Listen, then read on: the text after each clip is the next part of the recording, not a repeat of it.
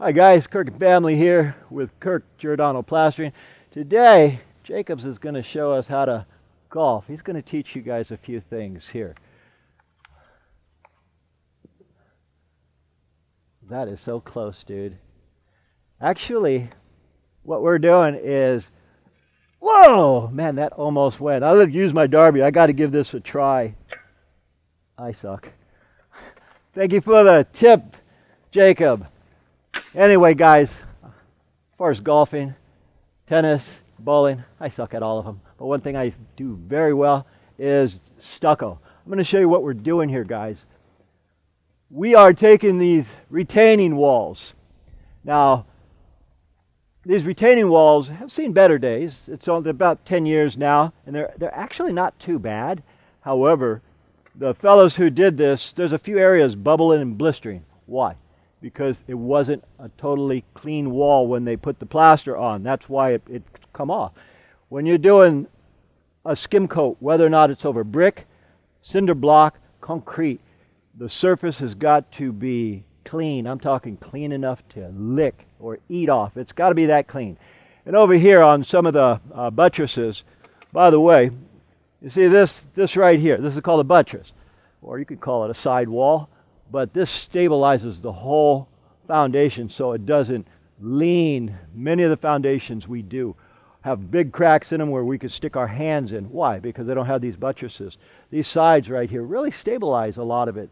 Now, granted, this is there for looks. You've got to have a side, but it really also does stabilize it. I'll show you guys something else here. If you're going to do this, get a gas-powered pressure washer, because the electric ones, they go like 1600 psi to 2000 at most. Not enough, guys.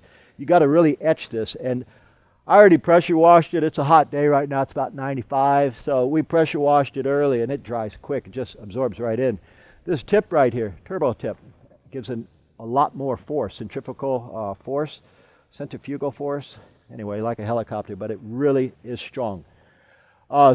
Now that we got everything pressure washed, what we're doing is we pulled back, allow for the color to go to the bottom, is we're putting on a bonding agent, guys. Now, I want to point this out because so many people call me and say, gee whiz, Kirk, what bonding agent do you use and where can we find it? I'm using Weldcrete. Why am I using Weldcrete by Larson's? Because it's blue.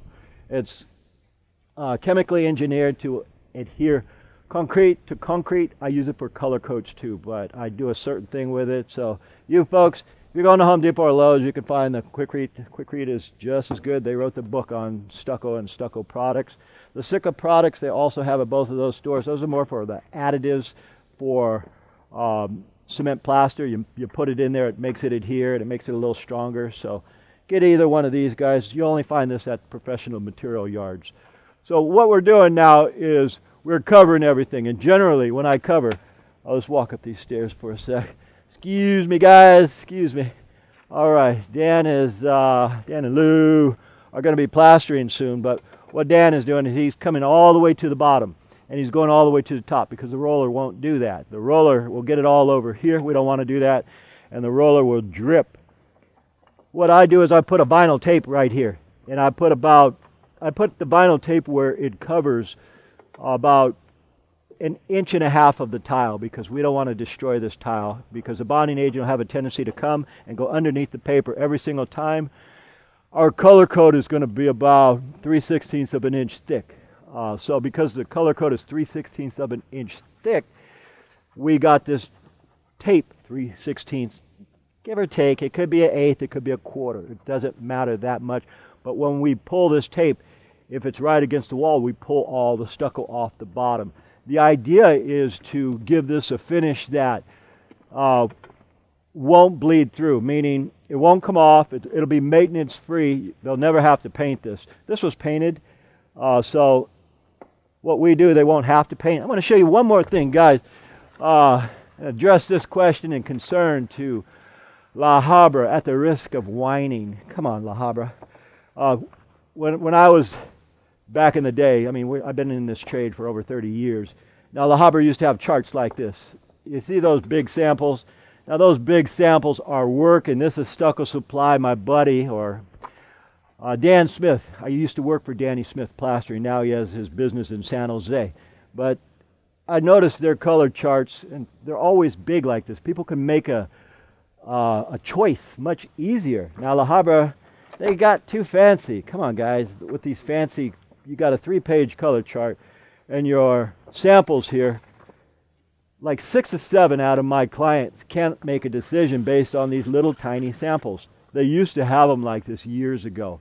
If you folks are looking for colors that you can distinguish easily, yeah, you have a long ways to go, but these charts make a real difference. And I only bring this up because these folks had a hard time choosing a color. And I thought, a lot of people do because these chips here are too small. Anyway, that's irrelevant and whiny, but I thought I'd throw that out. What we're going to do now is we're going to finish putting a bonding agent all over here. I'm going to help. Jay's going to help. He's going to get off the camera. Then we're going to start spreading this out. We'll show you how it looks while doing it and what to do and what not to do. And we'll show you the final results when we get done with everything. Okay, guys. A lot of you asked me, why do you wear those white shirts? Well, for one reason, right now it's about 100 degrees. And if it's 100 degrees, we're cooking. I prefer not to burn. Plus,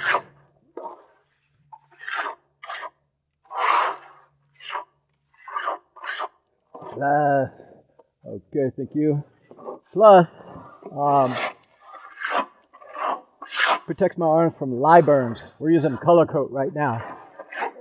Color Coat has got lime and lye. L-I-M-E? Lye. L-Y-N-E?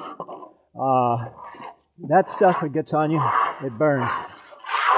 Because Jay and I are working in the hot sun, and it's about, I'd say, 1 o'clock. These walls are hot. Having hot walls, it sucks up the moisture. As fast as I put this on, it sucks the moisture right out. So you really got to know what you're doing when you're working in the hot sun. If you're smart, you wait for a day where it cools off. But we don't always have that luxury. And what I'm doing here is the tops here are hollow. So I'm putting a little bit more in the tops to kind of fix that eyesore. All right. Okay.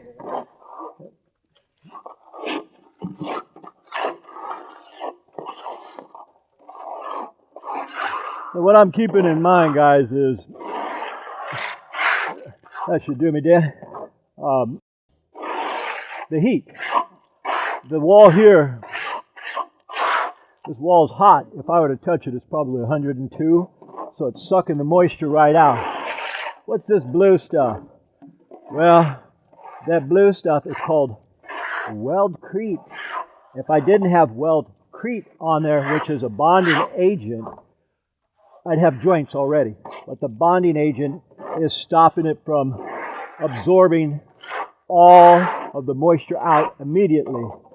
So there's a lot of things going on right now. One of them is the bonding agent stopping this wall from sucking the moisture out of this color coat or the water. 2, 100-degree weather already. 3, we're doing these walls, and the bottom walls are heating up. These bottom walls down here, as they get hotter and hotter, it's going to be harder and harder to spread it. So I'm going to hit those with water before we come to it. Difficult part, floating right now. We're using a heavy sand. And the heaviest sand there is 1620. What's the lightest sand, guys? That would be a 30 silica. It goes by 1620s, 2030s medium, and then 3030 is the finest, like Santa Barbara smooth mission finishes. The grains of sand dictate a lot. Now this one with the heavy sand gives me the opportunity to do a few things. It gives me the opportunity to put it on heavier. I want a heavy finish because you had block lines showing. Cinder block lines showing, you want as heavy as you can go. Now, granted, we didn't do the first coat, but I assume they went, just by looking at the tile that are set below, about 1/4 inch to possibly 1/2 inch. Some areas they were a little thicker, in other areas lighter. All right, guys, we got lucky. When I say lucky, how's that? Well, it's about 106 right now, but the wind picked up. So with the wind picking up, it only feels like 104. Anyway, we're on home stretch now. My job is to float behind Jay right now and Dan and clean up along with Lou. Me and Lou got the easy job of cleaning up.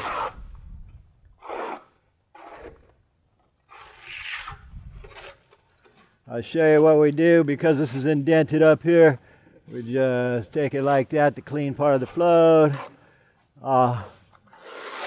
Hey, Jay? Yeah. Let's put a finish on this and let Dan finish this last little piece. Okay. What we're going to do is we're going to take you guys and show you what we've done.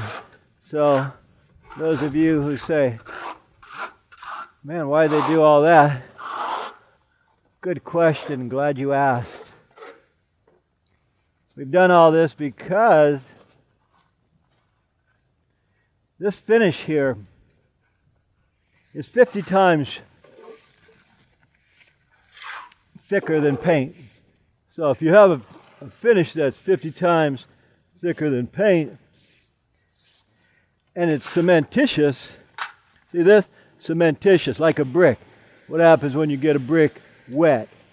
It darkens like this. You see that? That tile darkened.